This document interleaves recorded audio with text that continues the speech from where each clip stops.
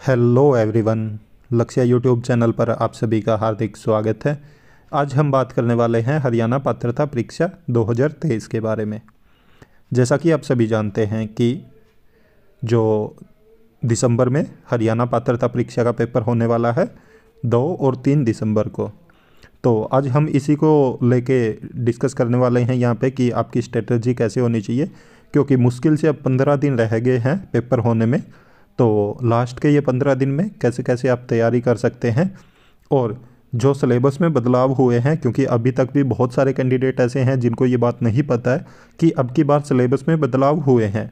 तो एचटेट पहले से आसान आएगा इस बार, क्योंकि पहले बहुत मुश्किल आता था एचटेट, बट इस बार आसान होगा और पास करना बहुत इजी रहेगा इस बार।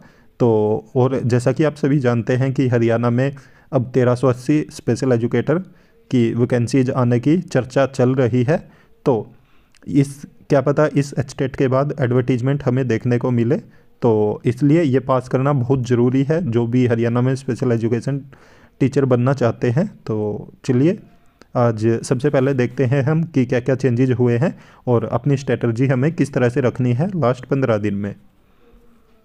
तो जैसा कि आप ये देख रहे हो, ये सिलेबस को लेके यहाँ पे बताया गया, और आप सभी जानते भी होंगे, आपने पहले भी एचटेट दिया होगा। तो जैसा यहाँ पे बाल विकास और शिक्षा शास्त्र 30 नंबर का, उसके बाद भाषाएं जो होती हैं हिंदी और इंग्लिश, जैसे आप सीटेट में देखते हो हिंदी और इंग्लिश 30-30 नंबर की आती है, तो यहाँ पे उसको 15-15 नंबर में रखा गया, तो दोनों के 30 नंबर हैं। उसके बाद थर्ड पार्ट है सामान्य अध्ययन का, जिसमें मात्रात्मक योग्यता मतलब मैथ, तर्क क्षमता रीजनिंग और हरियाणा जीके, तो ये 10-10 नंबर के आते हैं तीनों, तो 30 नंबर हो जाते हैं। फिर उसके बाद जो ये लेवल 1 का सिलेबस है, तो गणित आता है 30 नंबर का और ईवीएस आती है 30 नंबर की, तो ऐसे मिलके 150 नंबर हो जाते हैं अगर हम प्राइमरी की बात करें तो।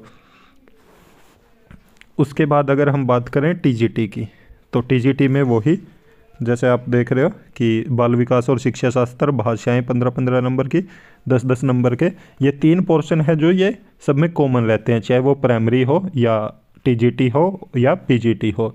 उसके बाद जो लास्ट का पोर्शन है वो चेंज होता है, सिर्फ यहाँ पे सब्जेक्ट स्पेसिफिक आएगा आपका जो 60 नंबर का रहेगा। तो आज हम यही देखने वाले हैं कि क्या क्या चेंजेस किए। यहाँ पे आप देख सकते हो पीजीटी के बारे में बताया हुआ, पीजीटी का भी जो 3 सीरियल नंबर 3rd तक है वो सेम है, पर सीरियल नंबर 4 चेंज हो जाता है अकॉर्डिंग टू सब्जेक्ट। तो यहाँ पे मेन देखने वाली बात है जो चेंज हुआ, जैसे आप देख रहे हो कि फर्स्ट पार्ट है बाल विकास एवं शिक्षण शास्त्र के लिए पाठ्यक्रम, तो इसमें वही जो सीडीपी आती है, जैसे आपने सीटेट में देखा है, तो वैसे ही यहाँ पे सीडीपी है। यहाँ पे एक जो बी पोर्शन और इन्होंने इसमें जोड़ दिया है, समावेशी शिक्षा की अवधारणा एवं विशिष्ट आवश्यकता वाले बच्चों को समझना। तो यहाँ पे अभी जो हम RPWD एक्ट पढ़ते हैं 2016, तो वो आपको ध्यान से पढ़ के जाना, क्योंकि उसमें से बहुत सारे क्वेश्चन पूछे जाने हैं, क्योंकि पहले इस चीज़ पे इतना ध्यान नहीं दिया जाता था समावेशी शिक्षा पे, बट अब हम पिछले काफ़ी जो पेपर देख रहे हैं उनमें कम से कम 8 से 10 क्वेश्चन ऐसे आ जाते हैं जो समावेशी शिक्षा पे हों।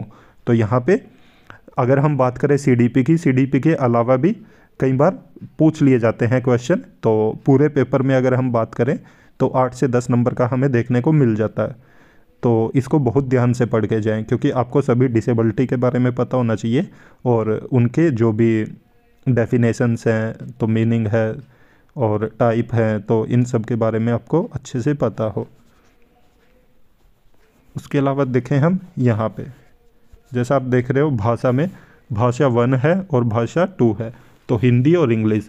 पहले अगर हम बात करते थे हिंदी और इंग्लिश की, तो यहाँ पे सिर्फ व्याकरण दी जाती थी, जिसमें बहुत टिपिकल ग्रामर आती थी, और वो ग्रामर बहुत हाई लेवल की होती थी। पर इस बार इन्होंने बहुत ही आसान बना दिया है भाषा को, चाहे वो हिंदी हो या इंग्लिश हो। अब की बार आपको इसमें अपठित गद्यांश, पद्यांश, बोध, अनुमान, व्याकरण और शाब्दिक योग्यता पर आधारित प्रश्नों वाले 2 लेखांश, एक गद्य और एक पद्य देखने को मिलेगा। तो जैसा कि आप देखते थे पहले 15 नंबर में सिर्फ व्याकरण पूछी जाती थी और वो व्याकरण भी बहुत हाई लेवल की होती थी। परंतु इस बार आपकी दोनों लैंग्वेज, चाहे वो हिंदी हो या इंग्लिश हो, दोनों बहुत आसान आने वाली है और आपको एचटेट क्वालिफाई करवाने में मदद करेगी है। क्योंकि इस बार आपके पास गद्यांश और पद्यांश आएंगे, तो उसमें आप 15 में से आप जितना आपका अच्छा लेवल होगा उतने अच्छे स्कोर कर सकते हैं। और साथ के साथ ये देख रहे हो आप, ये एक नया पोर्शन और जोड़ दिया है कि भाषा विकास प्रश्नों का शिक्षा शास्त्र। इस बार पेडालॉजी भी पूछी जाएगी, क्योंकि अगर हम माने कि 15 नंबर की हिंदी है तो 7-8 नंबर के आपके वो रहेंगे और 7-8 नंबर का आपका ये पेडालॉजी रहेगा, शिक्षा शास्त्र रहेगा। तो इनमें और साथ ही साथ भाषा बोध और दक्षता मूल्यांकन, बोलना सुनना पढ़ना लिखना, इसके ऊपर भी क्वेश्चन पूछे जाएंगे। तो इस बार अगर हम बात करें हिंदी लैंग्वेज की, ऐसे ही सेम इंग्लिश में इन्होंने बताया, कॉम्प्रीहेंशन आएगा, पेडालॉजी आएगी और evaluation language comprehension and proficiency, तो टीचिंग आएगा। तो ये सब चीज़ें यहाँ पे पूछी जाएंगी। तो ये जो दोनों पार्ट हैं, इनमें ये दोनों में अब की बार ये नया ऐड किया गया है, क्योंकि पिछले एचटेट तक हमने देखा है कि हिंदी हो या इंग्लिश हो, उन दोनों में सिर्फ ग्रामर पूछी जाती थी। बट इस बार ग्रामर के अलावा भी आपसे बहुत सारी चीज़ें पूछी जाएंगी। तो इस बार आप इसमें बहुत अच्छा स्कोर कर सकते हैं और अपना एचटेट क्वालिफाई कर सकते हैं। तो इसके साथ ये जो थर्ड पोर्शन है, ये तो सबका ही मतलब कॉमन है इसमें, चाहे वो लेवल 1 हो, लेवल 2 हो या लेवल 3 हो। और जो ये फर्स्ट, सेकंड और थर्ड पोर्शन थे, तो ये सबके सेम होते हैं। उसके बाद फोर्थ है जो पोर्शन, वो सबका अलग होता है। और यहाँ पे इसमें कोई चेंज नहीं हुए हैं, इसमें वही सेम सिलेबस है। बट अगर हम बात करें मेन, तो ये 30 नंबर का है जो भाषा का, तो जो सेकंड पोर्शन है उनमें दोनों में चेंजेस हुए हैं। बाकी इसके अलावा फर्स्ट पोर्शन भी सेम है, थोड़ा बहुत छोड़ के थोड़े बहुत चेंजेस हुए हैं इसमें, वो हमने आपको बता दिए हैं।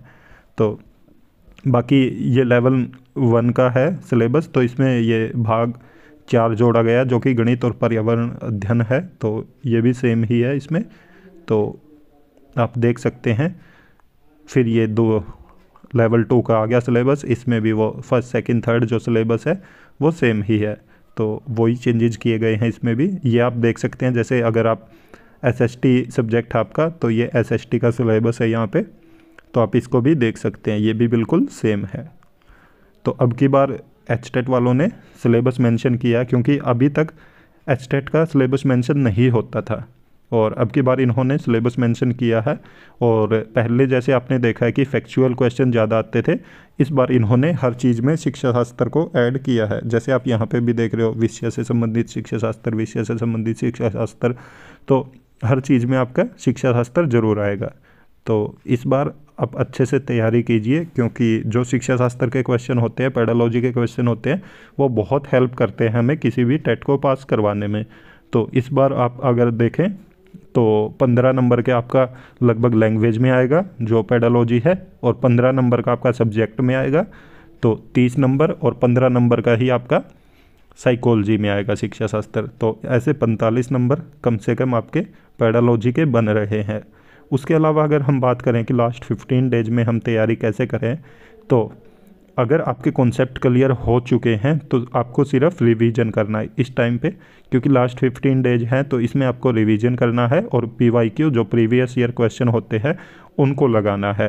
तो आप इन्हीं चीज़ों को ज़्यादा से ज़्यादा कीजिए, रिवीजन प्लस PYQ